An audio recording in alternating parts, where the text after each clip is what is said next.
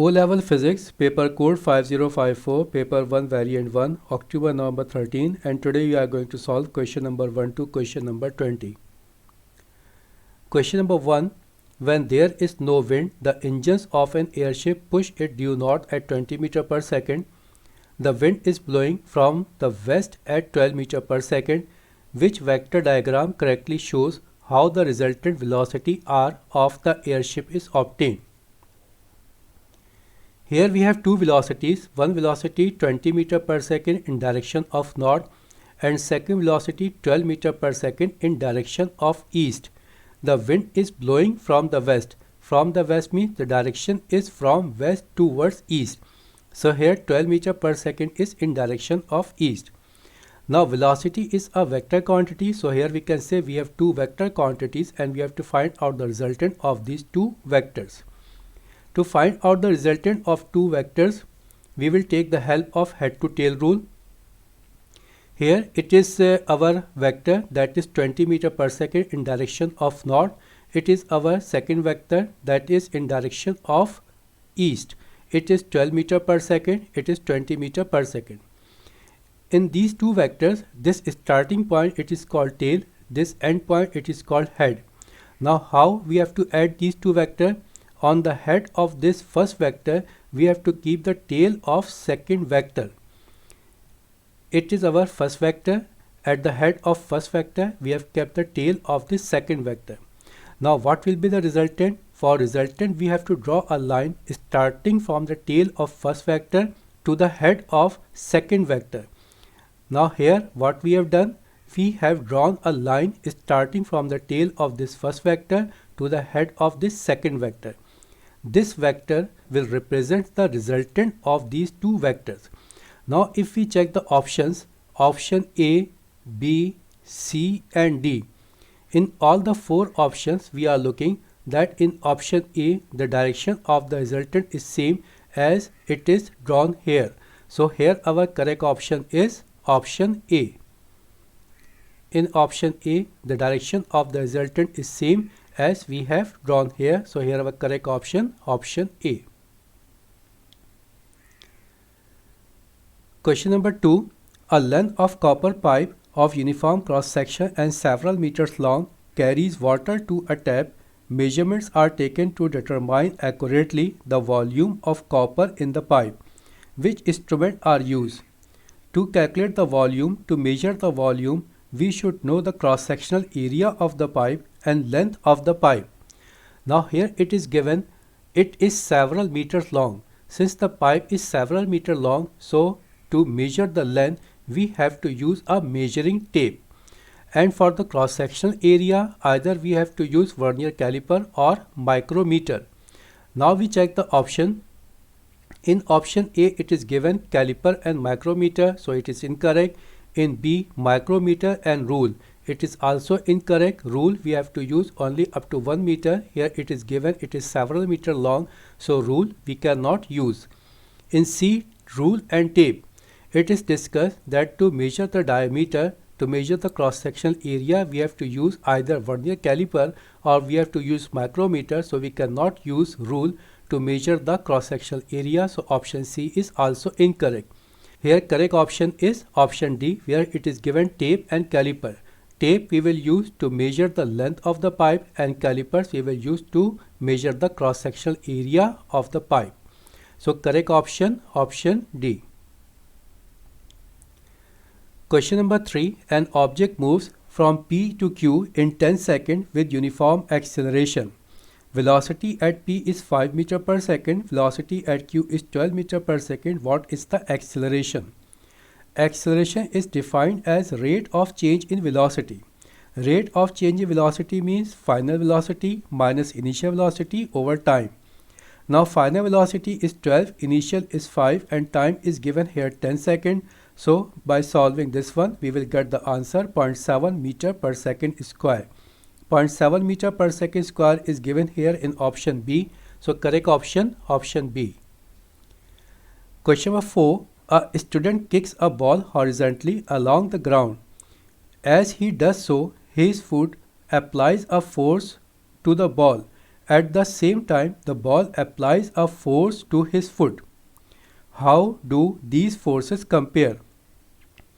According to Newton's third law of motion, whenever there is action, there will be reaction. What does it mean? Means if this foot applies a force on the ball, then the ball will also apply a force on the foot but in opposite direction, and these two forces will be equal. Now we check the options. Option A, the force on the foot is equal to the force on the ball.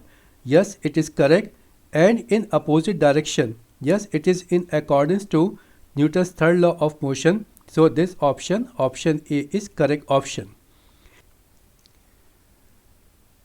Question number 5.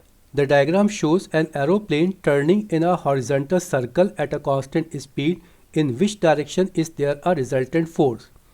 Here it is given it is turning in a horizontal circle. When an object is moving in a circle, there is a force, there is a resultant force acting toward the center of the circle, and this resultant force is called centripetal force. So here the resultant force will be towards the center of the circle, and toward the center of the circle it is represented by alphabet D. So here correct option D. Here the resultant force is centripetal force, and this centripetal force is in direction of D. Question number 6. A spacecraft travels from the Earth to the Moon. At a certain point in the journey, it has zero weight. Why is the weight zero at this point? Weight means force. Force is zero. The force will be zero when the upward and downward forces are equal and in opposite direction. So here we can say the force exerted by the moon on the spacecraft and the force exerted on the spacecraft by the earth is same and in opposite direction. Or in other words, we can say the gravitational field of earth and moon cancel each other and the resultant will be equal to zero.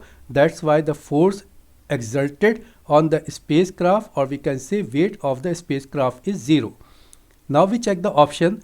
Option A, the gravitational field of earth and the moon cancel each other.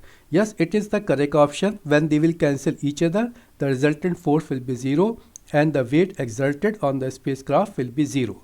So correct option A. Question number 7. A piece of uniform cord is suspended freely from a horizontal pin. Which point is its center of mass? Now center of mass of the object will be the point where most of the mass is concentrated. If we check this figure, we are looking that at point C, most of the mass is concentrated at this point C. So here center of mass will be point C. Question number 8. An extension load graph is plotted to show the resultant of increasing the load on a spring. Which point marks the limit of proportionality for the spring? Here we have a graph that is plotted in between load and extension. Now when we have plotted this graph, we are looking up to a certain point, up to a certain extent. This graph is a straight line, this gradient is a straight line, and after that this gradient is in a curve. So the last point up to which this gradient is a straight line is called limit of proportionality. So the last point up to which this gradient is in a straight line is at point B. So limit of proportionality of the spring will be at point B. So correct option B.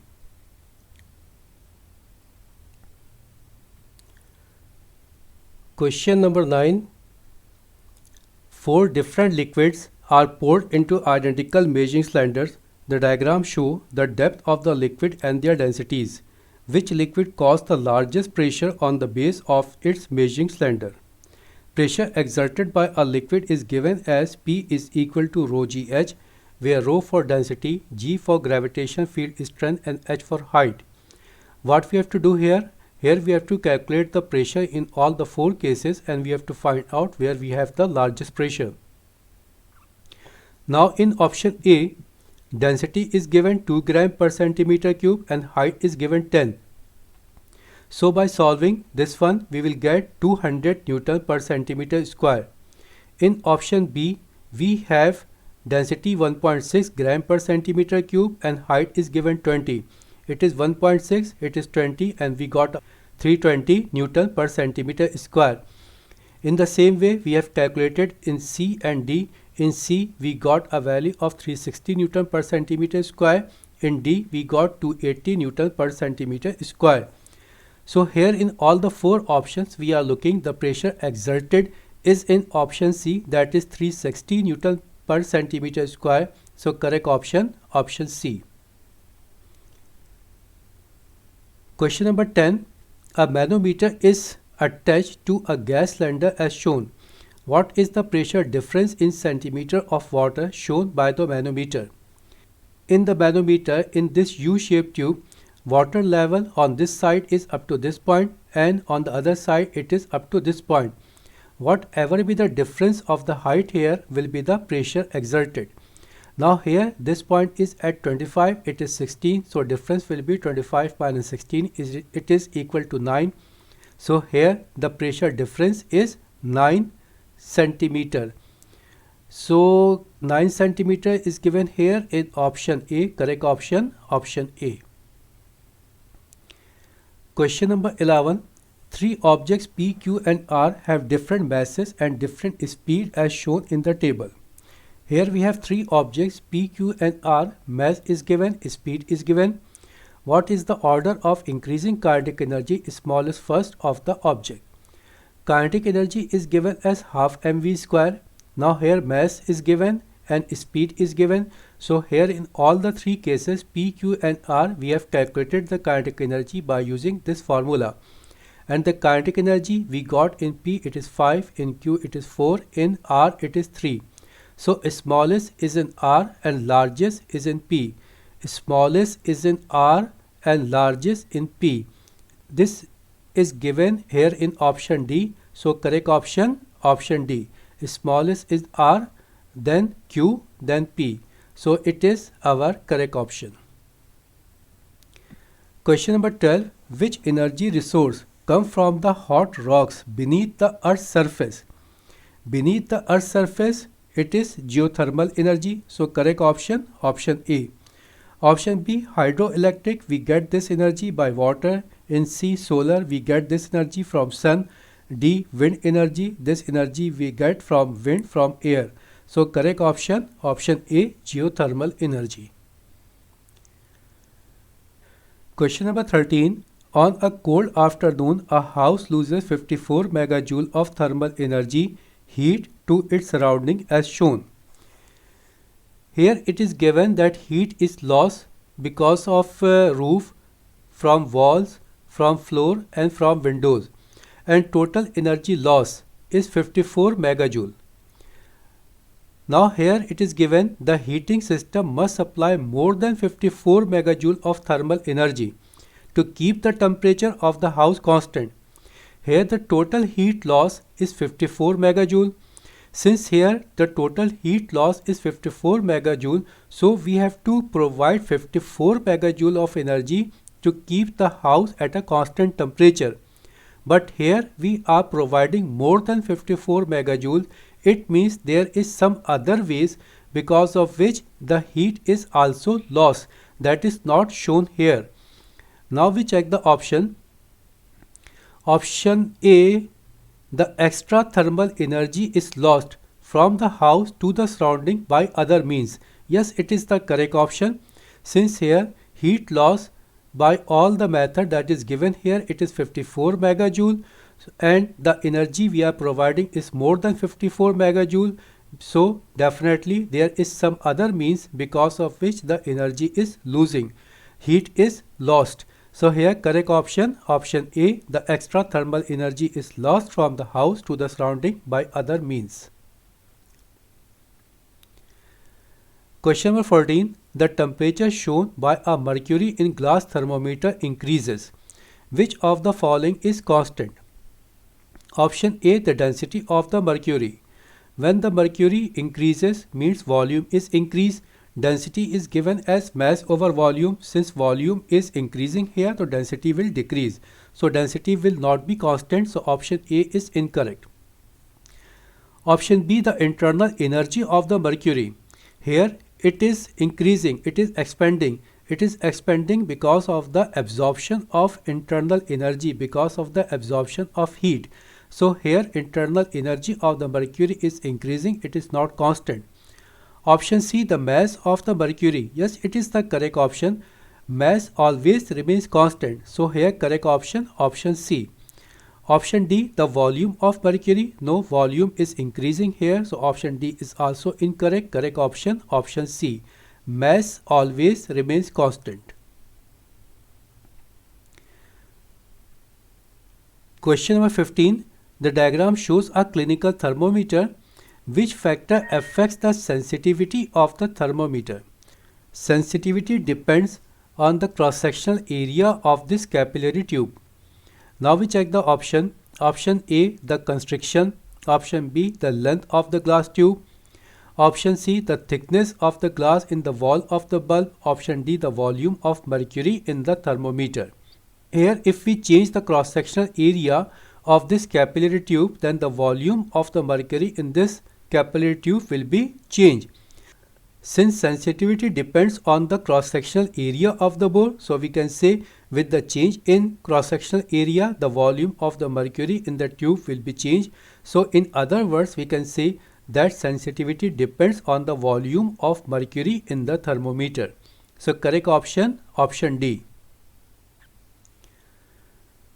Question number 16. The length of mercury in the bore of a thermometer is 5 cm at 0 degree centigrade and 11 cm at 60 degree centigrade. What is the length in the bore when the temperature is -10 degree centigrade? Length of the bore means we have to find out the thermometric property at a temperature of -10 degree centigrade.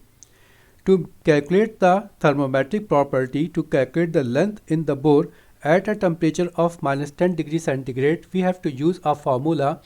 Theta is equal to 100 p theta minus pi divided by ps minus pi, where this p theta is the thermometric property at a temperature of -10 degree centigrade. This pi is the thermometric property at melting point of ice, means at 0 degree centigrade, that is given here 5 centimeter. This ps is the thermometric property at a temperature of boiling water, means at 100 degree centigrade. If we check the data here, this thermometric property ps is not given. At 100 degree centigrade, the thermometric property, the length in the bore, is not given. So here, to calculate the value of this p theta, to calculate the length in the bore, first we have to find out the value of ps. First we have to calculate the thermometric property at boiling point of water. Now how we will calculate this thermometric property at boiling point of water? The same formula we have to use. Theta is equal to 100 p theta minus pi divided by ps minus pi. Here we have a thermometric property 11 centimeter at 60 degree centigrade. So we are taking the help of this value. Here theta is 60 degree centigrade. 100 p theta means thermometric property at a temperature of 60 degree centigrade, that is given here 11. Now pi, thermometric property at melting point of ice, that is given here 5 centimeter. Now ps, this ps is thermometric property at 100 degree centigrade, that we are going to find out here. This pi is thermometric property at 0 degree centigrade, that is given here 5 centimeter.